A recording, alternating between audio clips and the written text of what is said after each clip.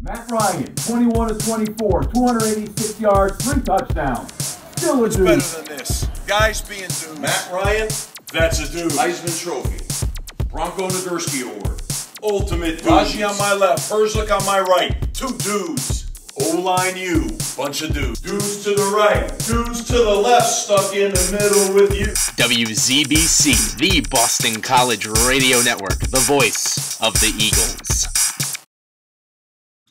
Hello and welcome to to the fall of 2015's inaugural edition of Two Dudes Sports Show.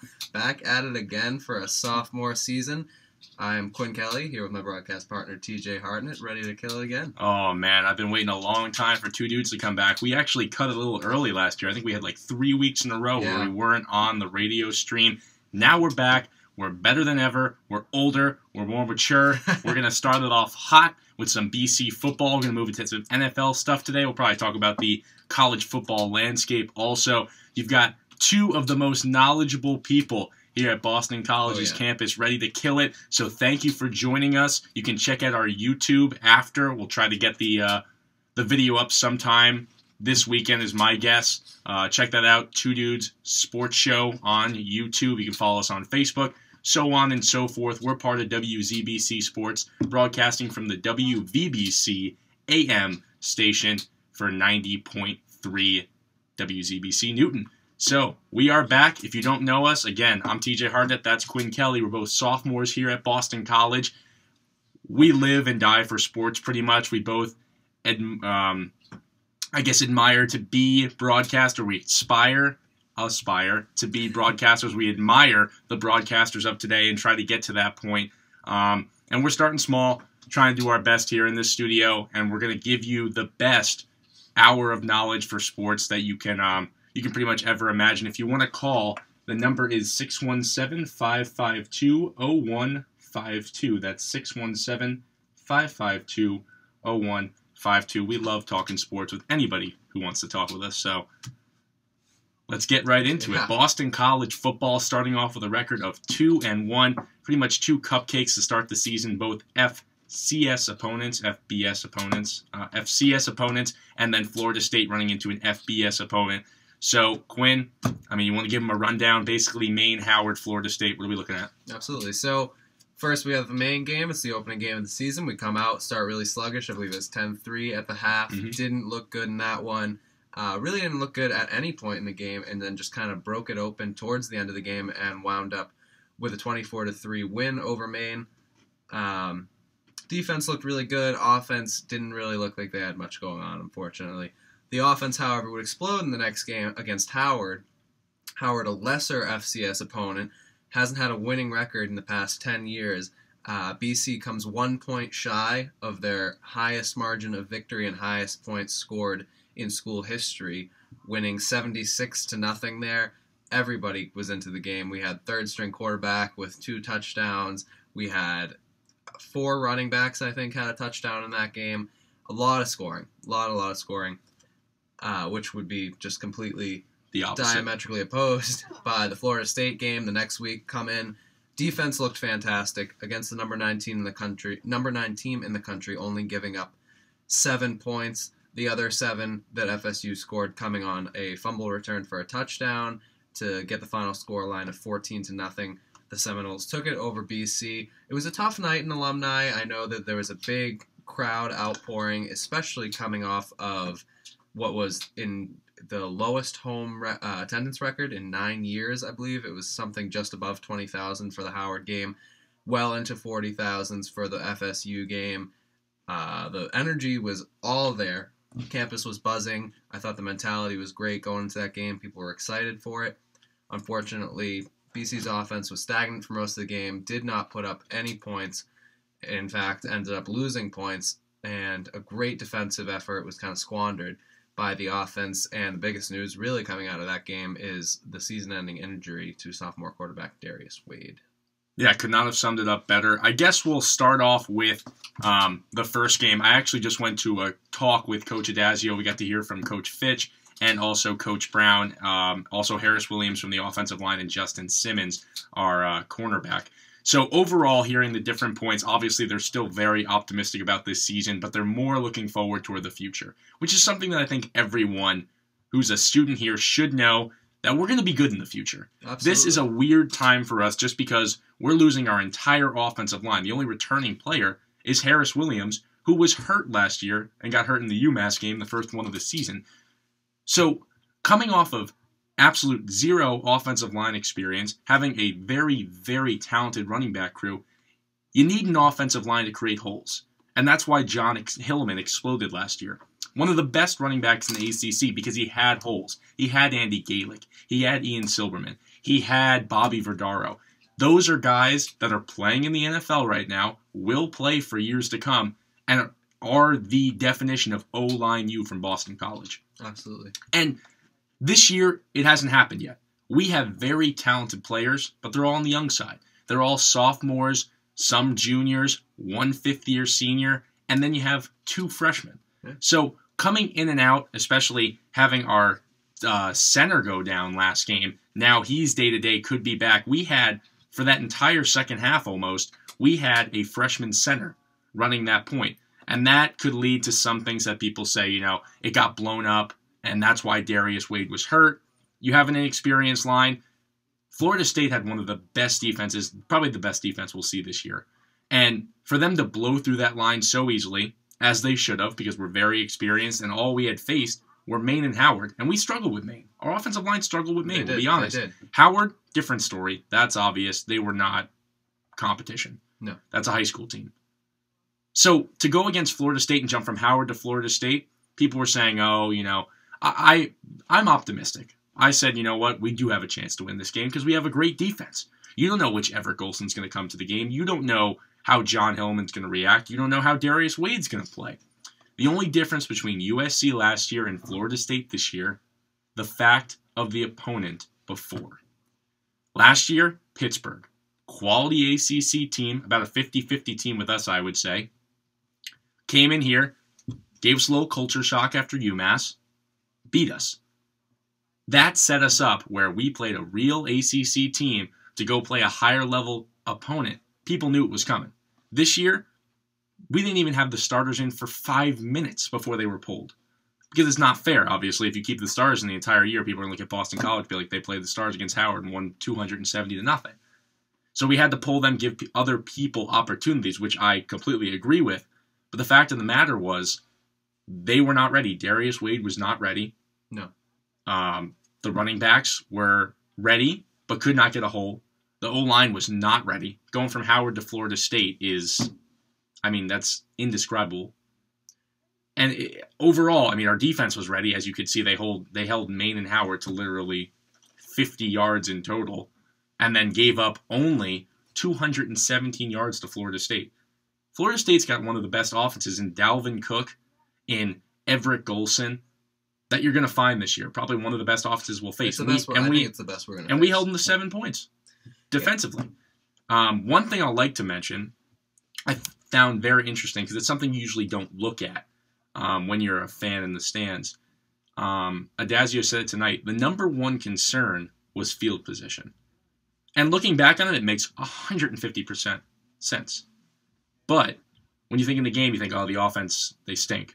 We're not doing anything. He said they played conservative because they're starting on the 8-yard line. If you're going to start on the 8-yard line, it comes to a situation where, and this is his explanation, obviously you want to see more because it's Florida State, but as he said, early in the game, you're starting on your 8-yard line, or the controversial halftime decision. He said there's a position where you've got a freshman center.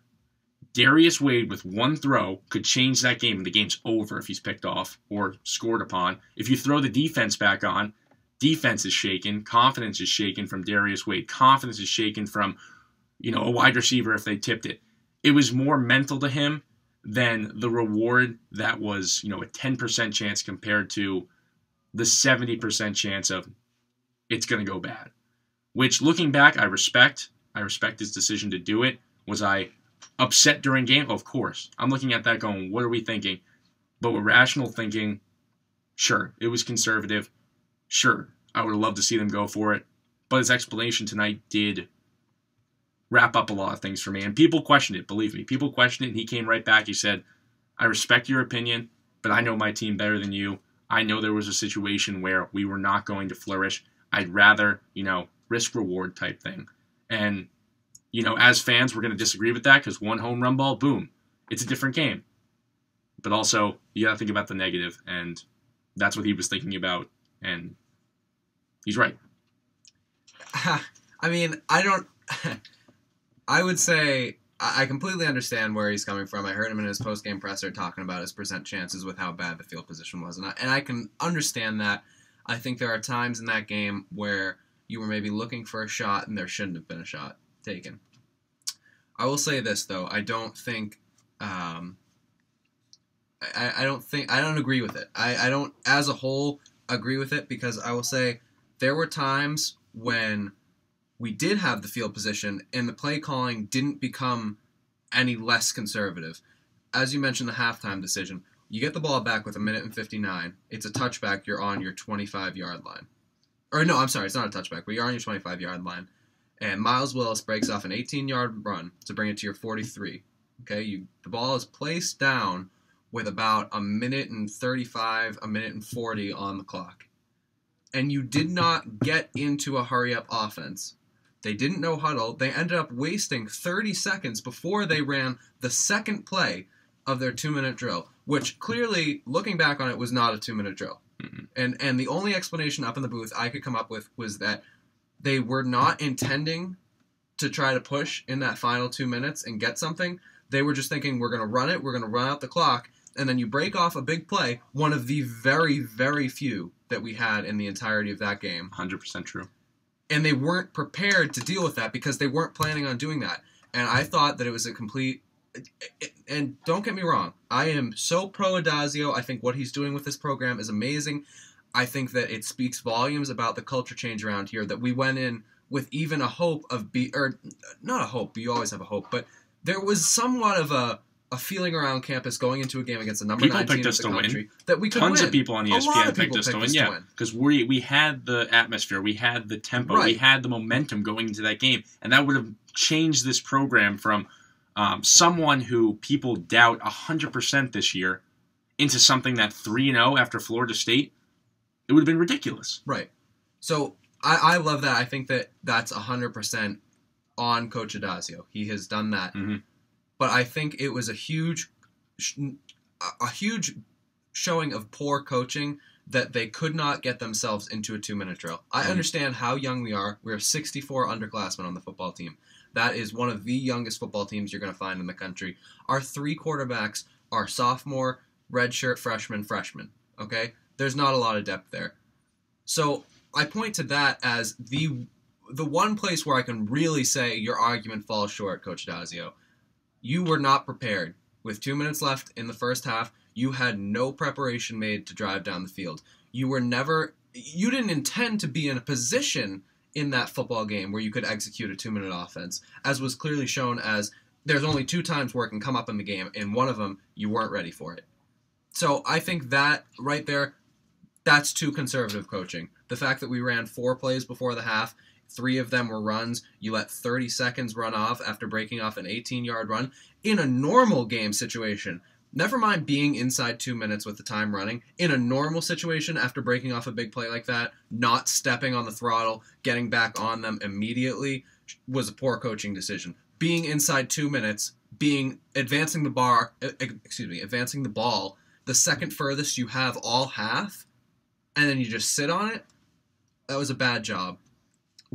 I think that there were a few situations where the field position isn't a valid excuse. But part of me also feels like the field position is on him. Now, I'm not going to go out there and tell you that it's not ridiculous, or it's somehow on Coach Adazio that they had one of the best punters in the nation. Mm-hmm. Because that punter was... everything was 60 yards and more. He had an unbelievable game, as did Howell. Howell had a great game, too. It was a battle of punters. If it's 2 closer level talents, it makes for a more exciting game. But it seemed to me, and this was my second point, I think that I talked about this past Saturday on SportsCenter. There were 2 things that stood out to me. as where the game could have turned. I thought that the 2-minute drill was one of them. It's true. And I would say, in regards to Sherm Alston on punt return, You beat me to it. Oh, my apologies. The first 2 weeks, Sherm had a tough couple weeks. Sherm had 2 fumbles, which luckily both were recovered by the Eagles. Sherm was getting tackled by guys a lot slower than him. He had a couple where he was just dancing around too much and getting ran down by Howard players early in the first quarter. Even Maine players. There is a huge discrepancy in speed between Sherm Alston, the fastest player on a D1 FBS team, and Joe Schmo on Maine and FCS team. Mm-hmm. There's no way you should be getting run down. Okay, like getting to the sideline, getting pinched, or having a formationally stacked defense that prevents you from moving, that's fine, but he was getting run down. Yeah. And that's something Sherm has 100% never experienced from talking to his friends from high school. That's just something that he never experienced. So I think Sherm was getting a little bit cold feet back there, but part of it to me was also something came down from the coaches that said, look, you can't fumble it. You're going to lose your job if you fumble it. Yeah. Sherm in that game was not drawing a line at the 10-yard line as you're supposed to as a kick returner. Mm-hmm. It was the 15. Yep. If the ball was inside the 15-yard line, he was not taking it. Right. And that led to a lot of pinch-ins. It led to a lot of pinch-ins. Probably the 8 to the 1. They had one on the 1 foot line. They had one on the 1 foot line that had bounced at the 13-yard line. It is inexcusable to me that he let that ball go. Also, there were times he was signaling for a fair catch with players not within 10 yards of him. Every single time he was signaling for a fair catch with players not within 10 yards of him. And that was because the Eagles put all 10 guys on the line every single punt. I talked about it with Jake DiLorenzo up in the booth. There was one specific punt where we noticed that all 10 guys were on the line. They had great pressure on the kicker. They had not attempted to block any of the Seminoles. Mm-hmm. And the 2 guys off the edge were just jogging. We're not making a play at the punter. And they absolutely had a play, which was made evident by the punt preceding that. They got in on the kicker and very nearly blocked it. Yeah. If that's your game plan, that's your game plan. Because on that one, when we saw 2 guys who weren't hustling after the ball, Sherm then had to make a fair catch because there were 4 Seminoles who were coming on him before a single Eagles blocker. But Sherm of old sees those 4 Seminoles, sees the 10 yards of space between him, and says, all right, I can at least pick up 5 here. I can do something with the ball. There was an unwillingness to do that. I don't think that's Sherm Alston. From everything that I've heard about him, from everything that I've gathered from watching him for a season and a half now, a season and a quarter, he's not somebody who's going to shy away. No. He had his biggest moments in the USC game. Yeah. He shines under the spotlight. He is one of the fastest, shiftiest players in college football right now. No exaggeration. His size is the only thing that prevents him from being a top-flight guy, I would say. Yeah. And there was an element of being scared from him that I have never seen. You know, here's my take on Sherm Alston. I really respect him as a player. Like you say, a lot of people, basically every single Division I school said no to him because of his height. And you know, you look at the players in the NFL, the Wes Welkers, the Julian Edelmans, the Danny Amendolas, the Danny Woodheads, you know, everyone under the sun. And they don't let their height shy away from anything. You look at the Pedroias in the MLB. People overcome that. Sure, there's a lot who can't. Sherm Alston's one of those who took an opportunity from Boston College, the only school that offered him other than maybe Albany, maybe Buffalo, and he really wanted to go to Rutgers. I'll say that. He really wanted to go. Yes. And Rutgers said no. They say, we're going to take the best kids in New Jersey, and you're not going to cut it. So Sherm came in last year with the biggest chip on his shoulder saying, hey, Rutgers, not only are we going to make a bowl, play a better team, and go out there and win it, which unfortunately we didn't, we're going to do it in your backyard.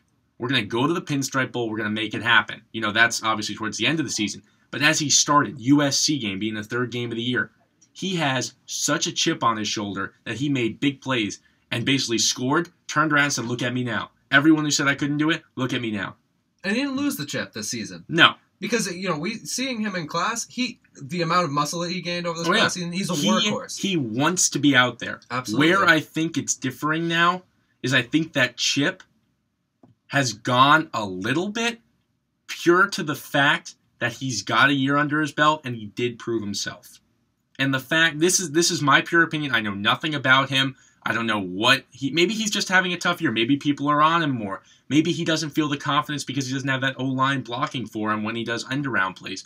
Maybe he's not confident with the new, let me tell you, our kick coverage team for returns is god-awful. It is. It's some awful. of the worst special teams we've seen so It was far. bad. And, that's not something that we've been accustomed to, I feel. I feel like we were lucky with that last year. Sherm didn't make huge plays, but we had the Miles Willis kickoff return for a touchdown in Syracuse. We had things here and there which benefited us extremely well. But the difference this year is I feel the personnel around him is shifting a little bit, and those first couple games, he had a huge punt return with Howard. That's one that it was the first one of the game. He brought it all the way to the 6-yard line. So he's there, and he's ready to make moves. It's just that one or two things don't go his way, and I feel like his psyche gets into it. Again, this is pure speculation. I think he's going to bounce back this weekend. I think this is the weekend he does it. Though, and Northern Illinois is one of the shiftiest teams ever to really get in there and make something happen and confuse people. So maybe it's not this week. Hopefully it's Duke. But we need him to get back because he is a spark plug. Absolutely. And you know what? It's all going to depend on who's going to be at quarterback, which we can talk about later too. We could pretty much devote this entire show to BC probably. But because we have a lot to talk about, especially with Darius Weed going down, so on and so forth. But staying on Sherm Alston, like you say in class, he's got that mentality. He wants to be here. He wants to go to the next level. He wants to prove people wrong. He wants to be a quality Division I athlete. It's just he's not getting it done right now, and people are looking at him and say, Sherm Alston, he's non-existent. He didn't make a play. He didn't do anything. And we need that to change. And it will.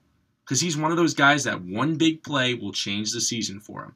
The number one thing that I screamed about in the Pinstripe Bowl was we did not use Sherm Alston. You sat next to me. Yeah. I was one of the most just irate fans in the building. So every time, here comes Sherm. Or here comes a Josh Bordner pass. Here comes something. And we just didn't do it. We didn't do it. And I was so mad, just furious, because Sherm Alston, up until that point, was our biggest weapon. And people knew that to a degree, but they knew that they could stop it. That's in my opinion. I think they knew they could stop it. But we go into that Pinstripe Bowl against Penn State, we didn't use him once, honestly. I think we maybe used him one time. And it just, ever since then, I haven't seen Sherm.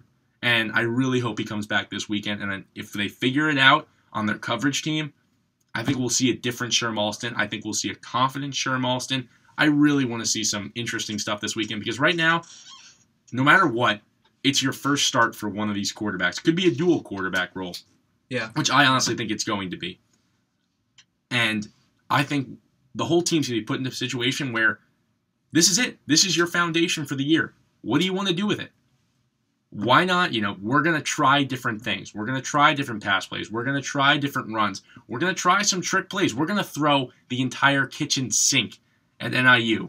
You can tell me if I'm wrong, but I know for a fact that this is the week where we could easily lose this game. Easily. Very because easily. Of all the stuff that we're doing. But if taking a loss from NIU gives us a win against Duke, I'll take it in a heartbeat. If getting a win against NIU gives us a win against Duke, I'll take that even faster. But I'm saying to go out there, test every single part of our offense, because our defense is going to keep us in the game. No question about it. Even though NIU's quarterback is filthy, even though NIU's defense picked off Cardell Jones twice. We don't throw, so yeah, that's not going to be an they issue. won't have a huge problem with that. But I feel like we're going to throw a lot at them. I think you'll be surprised, actually, with the amount of times that we throw in this game. Well, yes. Just because it's a learning experience game. Right. And honestly, I want to say that we're going to win this game. I think it's a 50-50 game. I think it's purely how we come out, flip a coin.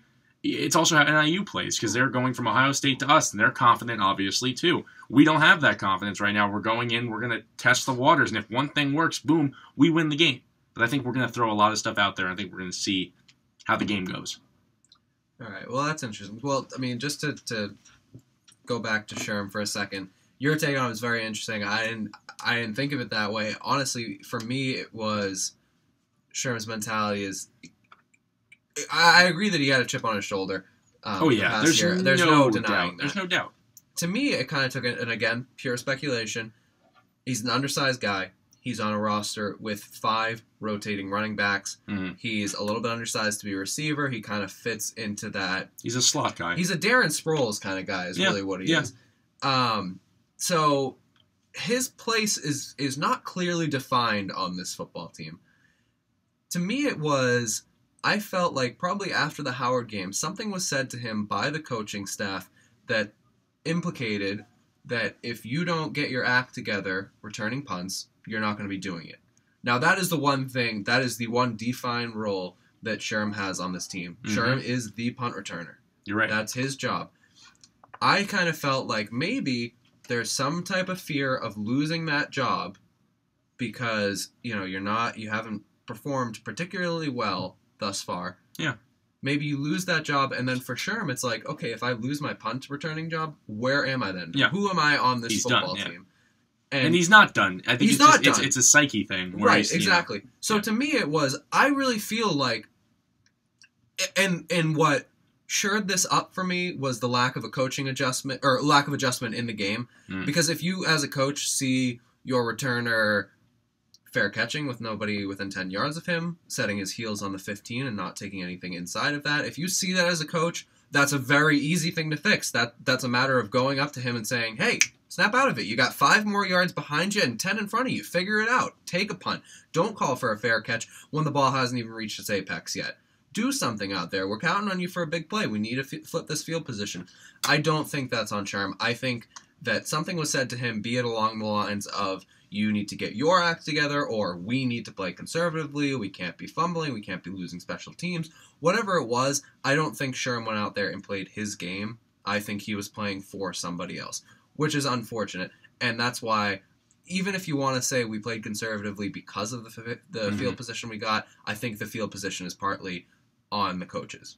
Yeah. Obviously, you can't prevent a guy from kicking at 60 yards. Yeah. The fact that a college kicker went out there and did not have one bad punt that entire game. He killed it. He absolutely killed it. He had an unbelievable game. And that's out of your control as a coach. Yeah. But there are adjustments that you can make. You can tell Sherm, you've got room to work, do something. Sherm's not afraid. Sherm's not a 5'6" guy who's afraid of these bigger guys. He's a 5'6" guy who's like, I'm a hell of a lot faster than these big guys. Oh, yeah.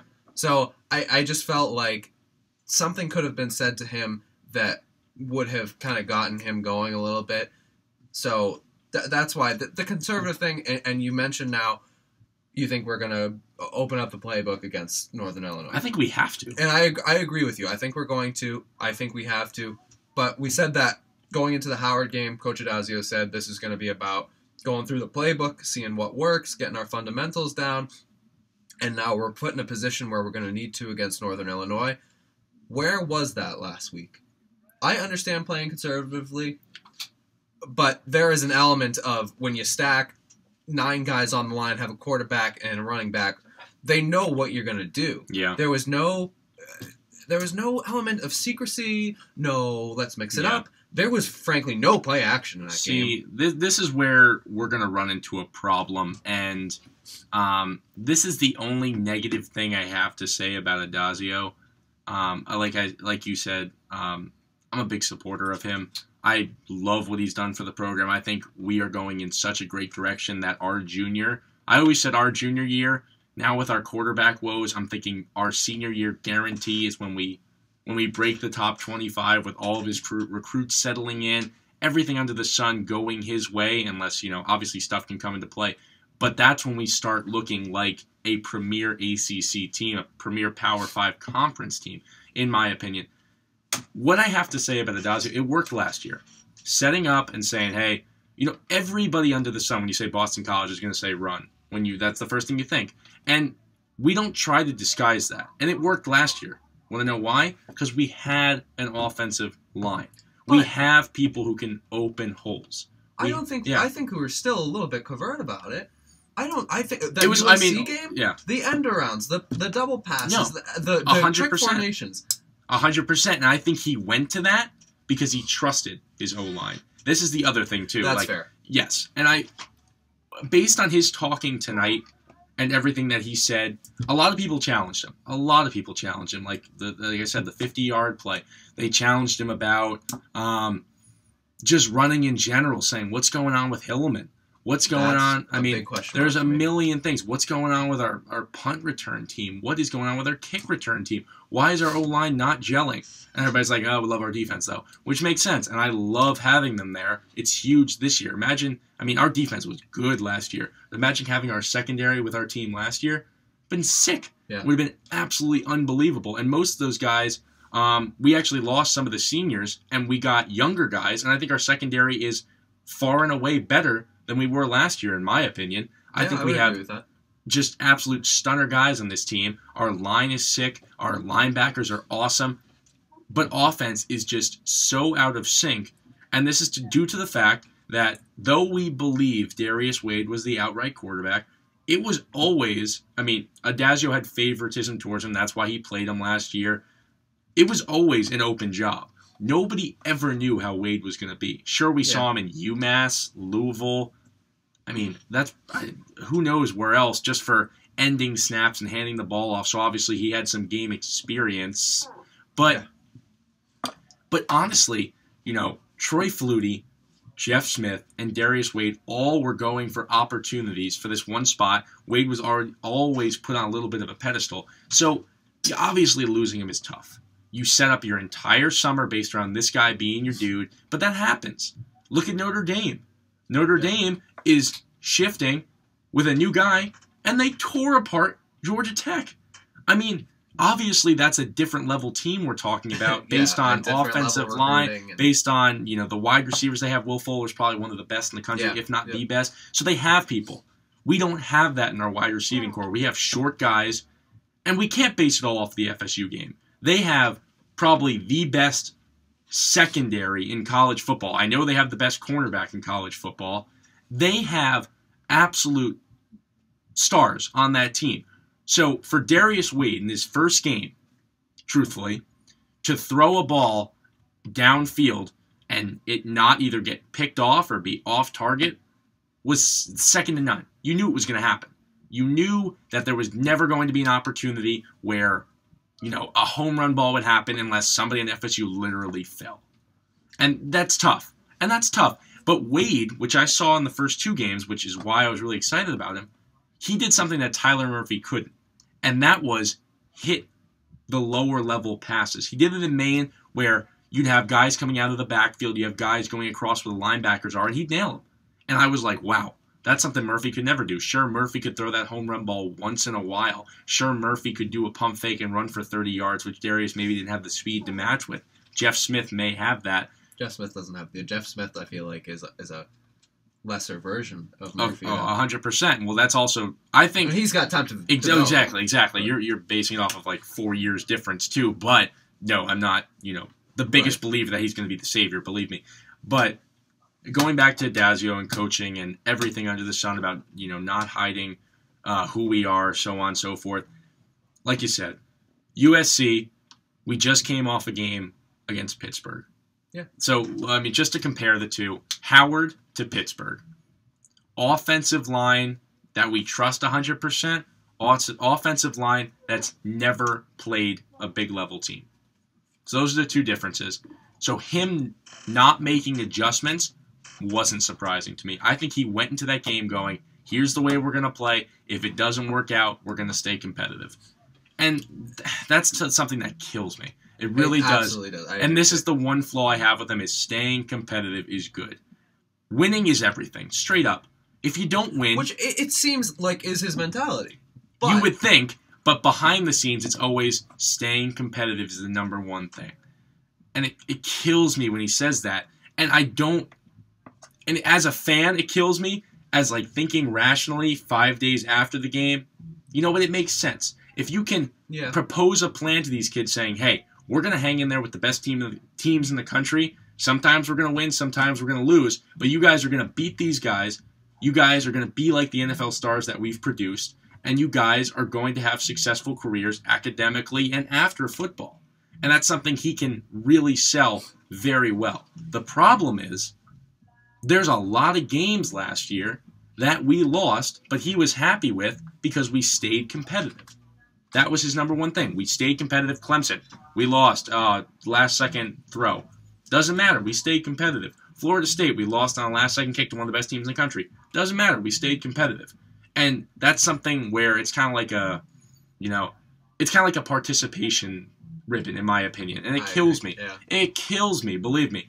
But going back to that one scenario at the 50-yard line, he said tonight, obviously we're talking two different scenarios. We're talking hypotheticals. If Tyler Murphy was his quarterback and he had his O-line from last year, or at least one of the two, he would have gone for it. But unfortunately, two negatives were against him. He made a conservative decision. That's not like it's not justification for why, but he felt like you said. I think if he's being honest, that's absolutely justification. He's right. I think it's poor justification. I don't think it should dictate how he plays. But at the same time, I don't like that you would ever say that. I don't like that you'd come out and be like, oh, well, I just don't have the talent. I don't have the talent right now. Yeah, it's tough. It's fair. He said it was on him 150 times, it is. So, that's good he's taking ownership of it.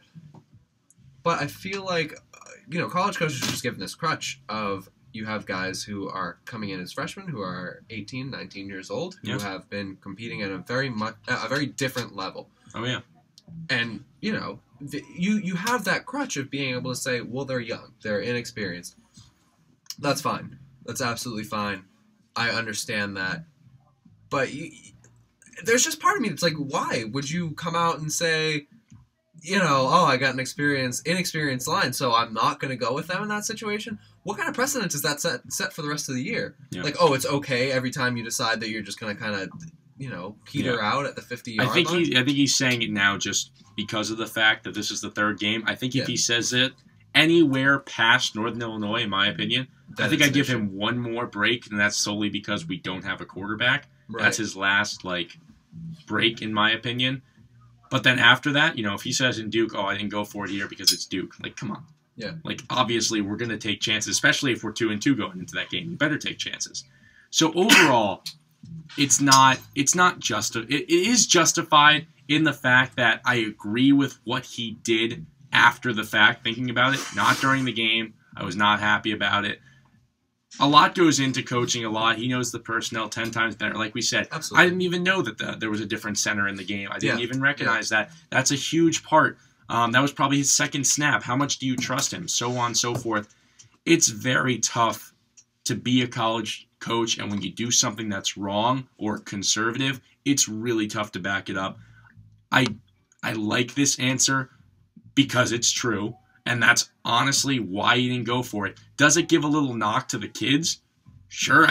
When you're an offensive lineman, I think when people criticize, especially like Adazio coming out and saying, hey, to the media saying, hey, the offensive line wasn't good enough. That's why we didn't go for it. I think they see that and they're like, he says 10 times worse stuff in practice. We're totally fine. Yeah. We see that as, wow, these kids are taking a huge confidence hit. He obviously doesn't trust them, so on and so forth. They know it. They know that they're not. They're guys that played. The majority of them played with the guys last year. And they're going to be good. Look at Chris Lindstrom. He's playing there. He's one of the best recruits in the country. He was one of the best, the best recruit in Massachusetts, if not, he's around there. He's starting now. And he's jumping in and out, learning roles. He's not given a groove if he's not in there 100%, so on and so forth. James Hendren, another guy that's jumping in. He's a redshirt sophomore now.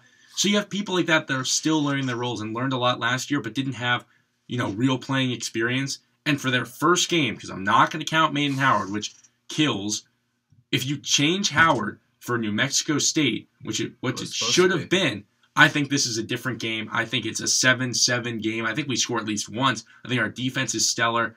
I just think having Pittsburgh for that USC game, I'll say it a million times, helped us so much. And I think having Howard, and yes, it's a great tuner for our offense. They weren't even out there. How are you supposed to learn anything from your offense when they're not out there? It's a good tuner, but it's not a good tuner. No. If it was anything, get into a groove with 5 minutes of game time. If it was anything closer, it would have been better. I think if it would have been... If there was any adversity whatsoever, you don't hang 76 on a team that is giving you any type of pushback. It's just so tough to learn anything from your team when it's 76-0. When it's 42-0 at the end of the first quarter. What are you supposed to do? Yeah. You can't send the starters out there. Hillman got one run and scored.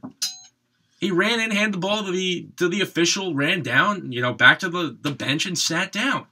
How is he supposed to prepare for FSU when we've got that in our schedule? Sure, it's great that all of our next level guys got to play. Well, God forbid if people get injured. Sure, that's going to help us in the long run. But for that game, getting ready for FSU and now getting ready for NIU, it wasn't a great help. It wasn't. No, it wasn't. But looking back, the only thing I'm going to say about it, which I really, and I just said it, God forbid with injuries, Jeff Smith played a lot. Troy Flutie played a lot in Howard. So they've got something under their belt. Sure, it's Howard, but Flutie made a heck of a throw. I don't know if you saw it. It was like on the 10-yard line to, I think, our fullback who ran over some guy. He got nailed by a Howard defender. Stayed in the pocket, threw an absolute beauty. And Jeff Smith ran for 3 touchdowns. Sure, it's against Howard, but if you compare that to Northern Illinois, that's probably 1. So he has the confidence. He knows he can score, and he had a great first game. So looking back on it, terrible for Darius, pretty good for the other 2 guys. And, fortunately but unfortunately for Boston College, it's going out in our favor, hopefully. So I guess just for my final game notes. Yeah. I think Darius Wade had a terrible game. Oh, 100%. His throws, I was on the sideline. You were up top. So we've got 2 very different bird's eye view. You had up there, I had on ground level. There was one throw to Callanan that was, I think, in the 3rd quarter maybe. Oh, I can't even describe to you. No one around him, really no pressure, just jitters. And it was maybe a 8-yard throw bounced at 2 yards in front of him. That's a throw that, out of context that I could make. Right.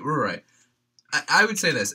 My issues with him and my reason for saying he had a terrible game is more with the throws that he didn't make than with the throws that he did make. And the decisions he made, too. The one interception, that he walked away with one interception, to me, doesn't say anything about the game that he had. That, oh, wow, you only got picked once by Florida State, and you're like a below-average quarterback. That's amazing. No, it speaks to the play calling. If you throw him out there and have him throw 30 times, he's going to get picked 30 times. Being that he threw 10 times, he got picked once. It's just 1 in 10 of those is getting picked off. That's the way it's going to go. The play that he got picked on, we had Sherm on the outside and had another receiver flanked to the outside. It was one of, I believe, not very many. Okay, I don't have an exact statistic. Yeah, just a pure streak. Is that what you're talking about? No, with the look that Florida State's defense gave us. Florida State was going with 2 safeties over the top the entire time. That's because we were not going vertical at all, so they could put 2 hard-hitting safeties who they didn't have to worry about getting beat over the top. Yeah. There's not a lot of speed on BC's team, and if you're not going to put Thad Smith and Sherm Alston out there together, then you have really that's who's going to beat you over the top. That's when you don't have 2 safeties. They were giving us a 2-safety look the entire game. That one play, the pick, the interception, was one of the very few times I can recall in that game where we were getting a 1-safety look over the top. When you have 1 safety there, he had one guy running a streak on the opposite side of Sherm.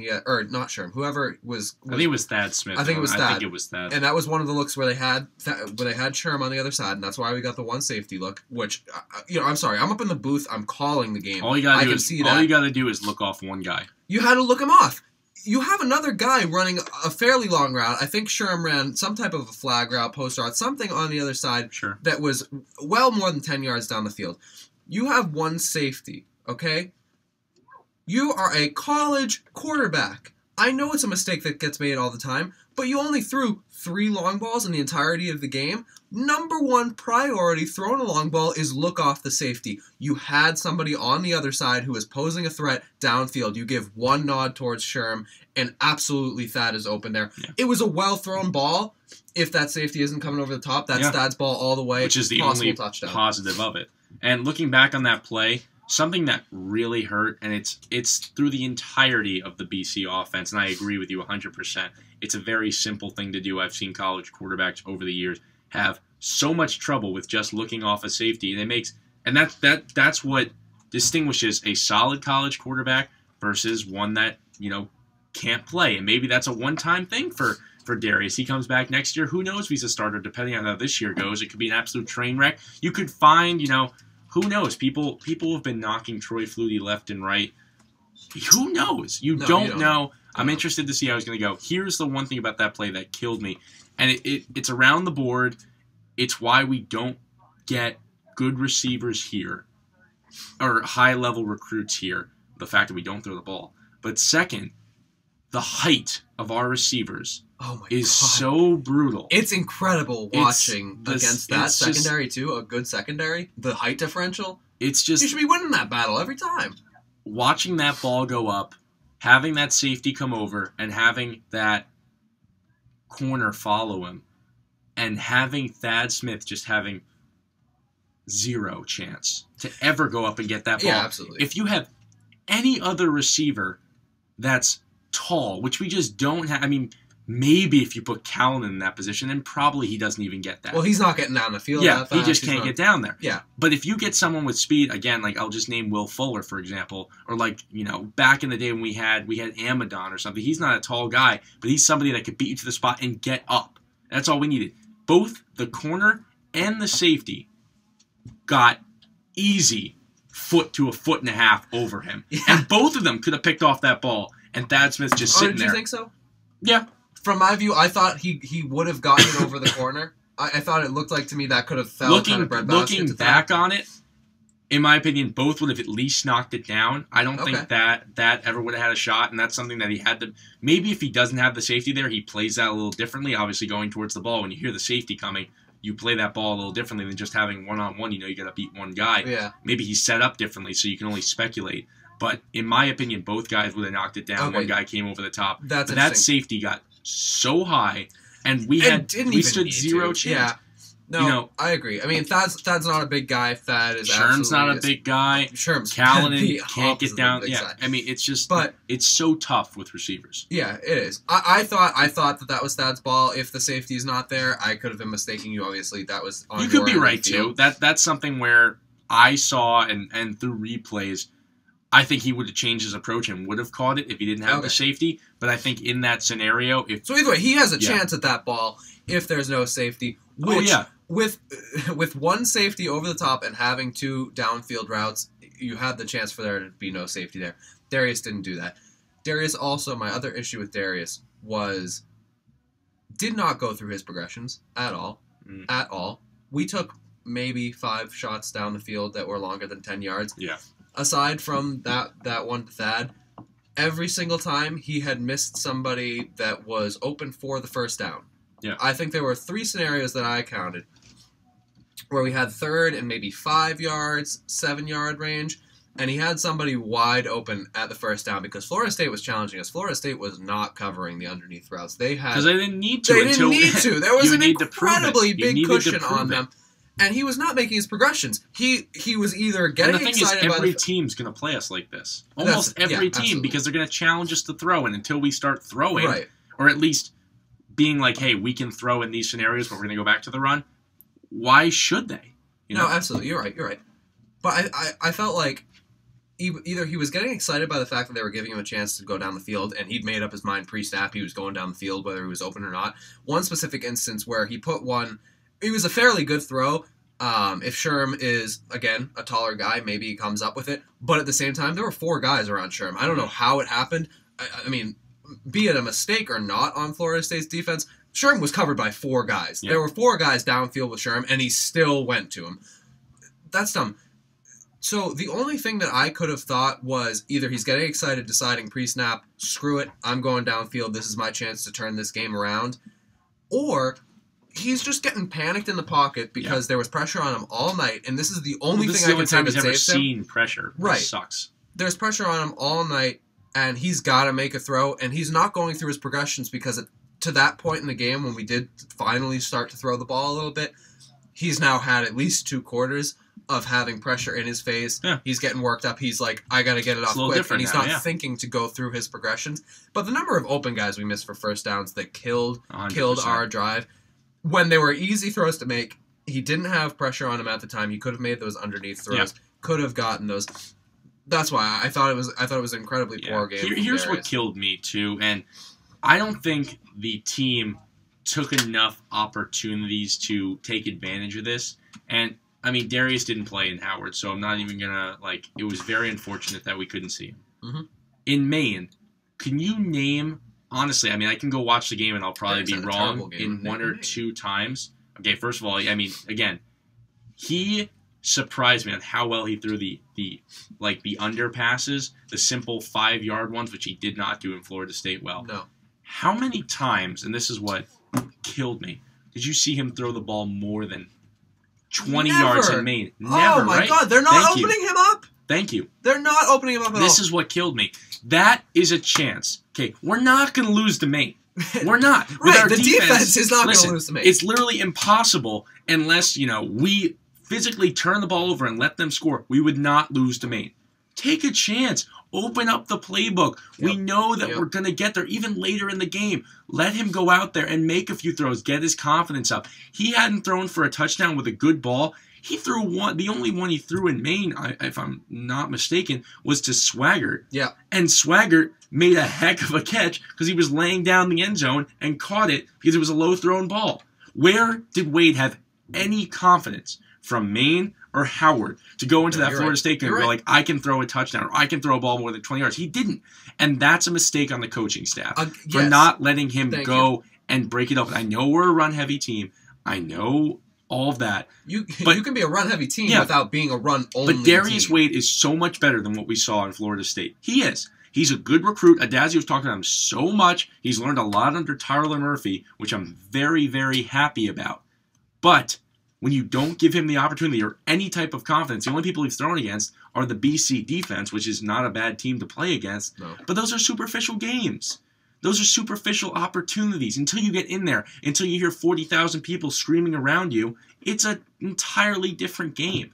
And it stinks that we didn't have that one, I'll say it again, between Maine and Florida State for him to really open up. But you did not take advantage of the chances in Maine. And I really think that even though Addazio said we're going to stick to fundamentals in the Howard game, that if Howard would have gone another way and it would have been, within, I don't know, even 30 points and Darius stays in there for at least 3/4 of the game, I think the coaching staff was banking on him jumping into that one and going, hey, now let's kill Howard with some long balls and everything. And they didn't think about Maine because they were thinking about, hey, we got to get the whole team going here. Forget about Darius. He'll jump out in Howard. Darius played for 5 minutes. Florida State, he was not ready. He was not. No, he wasn't. Look, I'll say this. Again, I think you're right there. That's poor coaching, not having him ready for that game, not giving him the opportunities. Because if you went into the Florida State game thinking that at no point were we going to have to air it out, then you're foolish. If you went into that Florida State game thinking, or at least do a trick play or an end around. We didn't even. I mean, honestly, I think we did one end around that I can distinctly remember being like right next to it, and sure, maybe got 3 yards. Yeah, no, you're right. Continue. But if you went in thinking that maybe we'll need to pass it, but we're not going to pass it, then even more boo on you. That's just terrible coaching. What really gets me is just that, like, yeah, it's great that we have this mentality around campus, like, oh, we could really pull this one off. We could win. Everybody and their mother was like, oh, no, this is, upset alert for Florida State. Mm-hmm.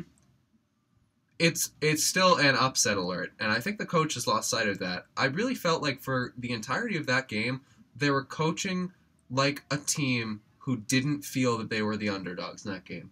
Mm. I felt like a lot of the coaching decisions that which is a good mindset for a team like last year. It's a good mindset in the week of practice leading up, like, hey, let's go, let's get ready, guys. We're not an underdog in this team. But when you get out there and the first few possessions and you realize the speed advantage, the size advantage, the overall skill advantage that Florida State has on you, you need to stop coaching like it's an FCS team. That was Florida State. That was the number 9 team in the country, and we tried to play them like they were your average ACC. Yeah. Christ, your average Mountain West team. He said outright today that he was setting up the game so that they'd have a chance to win in the fourth quarter.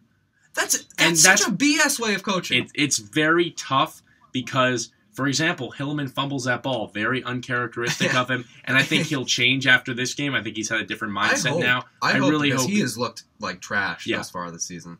If that ball does not get fumbled in his mindset, he's going into that fourth quarter going, all right, burn the playbook, here we go. Yep. But because that ball was fumbled, he goes, we got to stick to the roots till we get 7. And we never got there. Sure, we play maybe 8 quarters, maybe we get to 7. That's the point.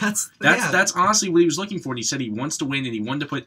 If we get 7-0 going into that fourth quarter, I think we tie the game. I think we do, because I think he starts opening it up. I think things happen. But you cannot rely on a young team, which is another one of the excuses, to get to the fourth quarter 7-0. Right, and I will praise the defense to the death of me for that game. That and was the most impressive. They do not deserve to lose that game. They don't. Holding Howard to -2 yards going into the final drive, oh my God. That's ridiculous. Negative yards on defense. And then Maine, I don't even have a number for you, but what was it? 20s, 30s, 40s? It wasn't anything. It was ridiculous. And I cannot thank the defense enough for keeping us in that game. So shout out to you. Keep it up, defense, because we're going to need you. Yeah. And I think the offense will pick it up eventually. Just how long is it going to be eventually? I would hope. And now, I mean, not having a quarterback is a huge setback. We're running out, so I'll get this point out quickly.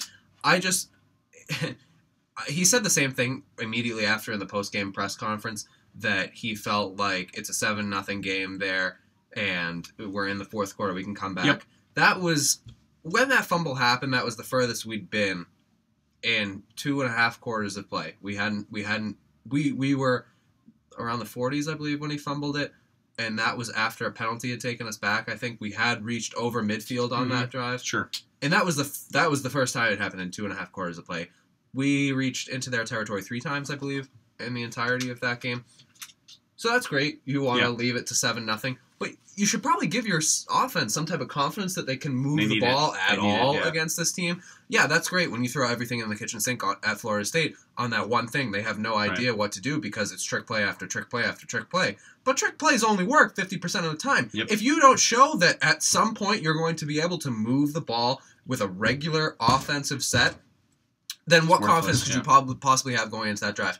That, to me, is inexcusable, that your mindset is, let me wait until the last quarter. And he almost got there. He almost got there, so maybe we're not criticizing him, but we have to look at it from a position where we have to. Because, you know what, that's great for him for having the belief in the team, but I would guarantee you that 85% of people did not feel that way, that we were going to be down in a position down by 7. Yeah. No, he got lucky. He got lucky in the game with how poor that offense was, that we were only down 7 to that point.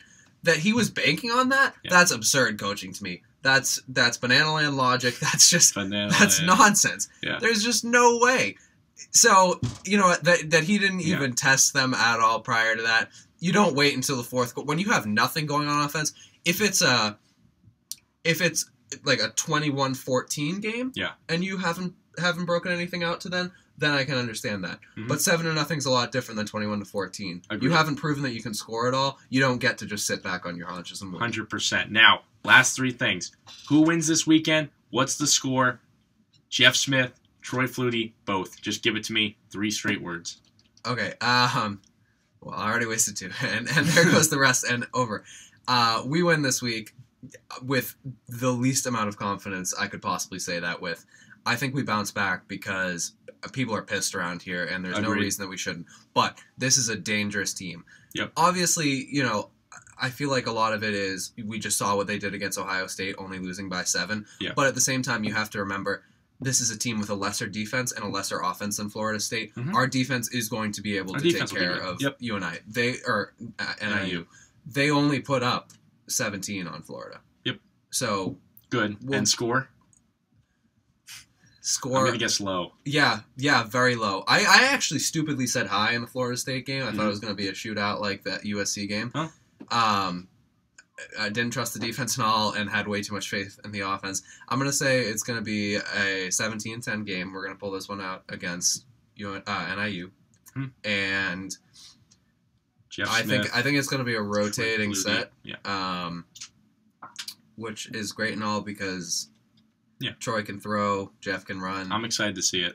It'll be interesting. Yeah. I'm not going to throw the season in the toilet yet because I think this defense is one of the top in the country. Agreed. No exaggeration. That was an incredible defensive performance. Mm-hmm. I'm more of a traditionalist football watcher. I thought that was a great game. I did enjoy it, if not for the frustration factor.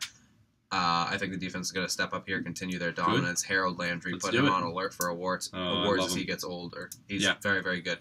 So yeah, 17-10. BC takes it over UNI with platoon quarterbacking of Jeff Smith. And Beautiful. Troy That's Flutie. what I love to hear. Unfortunately, I mean, I am one of the biggest positives in BC athletics ever that you will find. I just think we're not going to get it done this weekend. I think they're going to come in. I think it's going to be a 14-10. I think we'll score our first touchdown under a dual quarterback role. I'm going to be very happy with it. We're going to go. It's going to be a tough loss. I think we go into Duke and we take that one. But, I mean, I hope I'm proven wrong. I don't think I picked against BC one time last year. That's how much confidence I had in the team. Right now, I just don't feel it. I think it's going to be a big jitter game for the two. They've only played Howard. It's going to be interesting. 14-10's the score with that. And I think we're going to see a dual roll, too. So I just want to point out, I think that Troy Flutie, going into the second half, until the second half of the Florida State game, had more on-field playing time than Darius Wade did this season. Yeah, I wouldn't doubt it. Jeff Smith was probably up there, too. Jeff Smith, well, yeah. Yeah. All right, we just ran out of time. Thank you so much for joining us. We'll be back in our new time slot every Wednesday, 8 to 9 p.m. Thank you for joining us. I'm TJ Hardnett. I'm Quinn Kelly. We'll have the song play us out. Matt Ryan, 21 of 24, 286 yards, 3 touchdowns. Still a dude. Better than this. Guys being dudes. Matt Ryan, that's a dude. Heisman Trophy. Bronco Nagurski Award. Ultimate dude. Raji on my left, Herzlich on my right. 2 dudes. O-line U, bunch of dudes. Dudes to the right, dudes to the left, stuck in the middle with you. WZBC, the Boston College Radio Network, the voice of the Eagles.